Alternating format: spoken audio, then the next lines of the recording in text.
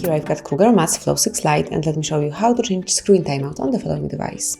So at first you have to open list of all applications, then find and select the settings. Then you have to go to display, and now select sleep icon.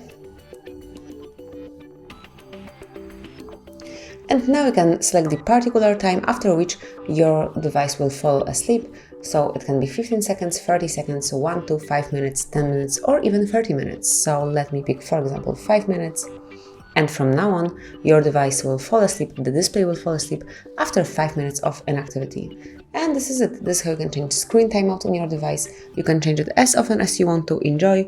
Thank you for watching. Please subscribe our channel and leave the thumbs up.